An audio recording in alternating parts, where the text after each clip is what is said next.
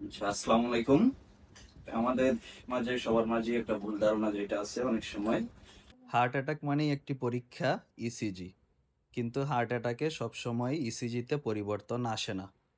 হার্টের মাসলে যখন আপনার পুরোপুরি ড্যামেজ হবে হার্ট মাসল, ওই সময় শুধু ইসিজিতে পরিবর্তন আসে।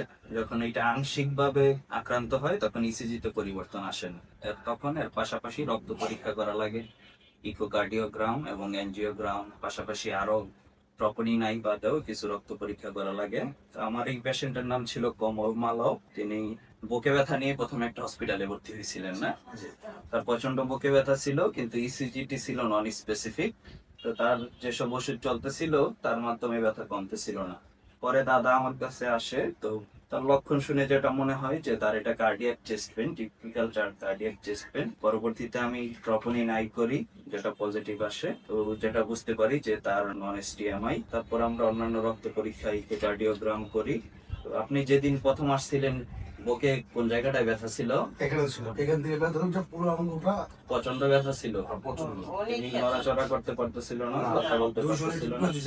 দিছে এই অংশটা আছে কার আমি বলতে পারি না। তারপর রক্ত পরীক্ষার পর আমরা যখন বুঝতে পারি যে এটা হার্ট অ্যাটাক এমআই, তো লোডিং ডোজ দেওয়ার পর একসাথে অনেকগুলো ওষুধ খাওয়ানো হয় আপনাকে। 9টা ওষুধ দিছে, তো তারপর এবারে স্প্রে ব্যথাটা কমে গেছে, তো ভালো লাগছে। তো তারপর আধা থেকে ঘন্টা পর ব্যথা কমে আছে আর উঠে নেই। এখন ওরা এটা 2 মাস, 2.5 মাস তো এখন ওষুধ চলতেছে। তো আমার এই দাদা আলহামদুলিল্লাহ ভালোই আছে। তার সমস্যার পিছনে অন্যতম কারণ যেটা ছিল লাইফ স্টাইল। ঘুম খুব কম হইতো দাদার। মাছের ব্যবসা করেন না, জি রাতে 1টা 2টায় ঘুমায়, আবার 4টা বাজে উঠি আড়তে যাইতে হয়। সিগারেট খাইতেন প্রচুর, অনেক পান, ডেইলি মোটামুটি 2 প্যাকেট, 30টা পান লাগলো 30টা পান। এখন ওগুলা ছেড়ে দিয়েছেন তো একদম। আলহামদুলিল্লাহ। ওই যে আপনারা বলে গেছি একদম দুই একটা চা খাই। তো সামনে ওইটা মাইনা চলতে হবে, আর ওষুধ যে কয়েকটা দিছি ওগুলো একটু ঠিক মতো খাবেন। ঠিক আছে। আর ওষুধ চলো, কনফার্ম নাম্বার দেওয়া আছে, যোগাযোগ করবেন, প্রয়োজনে আসবেন আবার। আচ্ছা, ঠিক আছে। আপনার দোয়া করবেন খুব ভালো হয়। আমি অনেকের কাছে বলছি যে আমি ফরিদপুর ডাক্তার দেখাইছি, এখানে সেখানে অনেক দেখাইছি, সামনে আমার খুব ভালো লাগছে।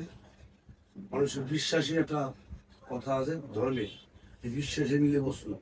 আপনার তার কথাবার্তায় আমার রোগ ভালো হয়ে গেছে, ভালো। আর হাসপাতাল গেছি, আমার ছেলেরা বলছে যে স্যার আমার বাবার সারা যত কষ্ট করছে, তুমি কি বলবা, আমরা যা বলুন তা শুনবা। তখন এনেছি আমার তাড়াতাড়ি এখান থেকে নিয়ে যাও, এই আপনার কাছে নিয়েছি।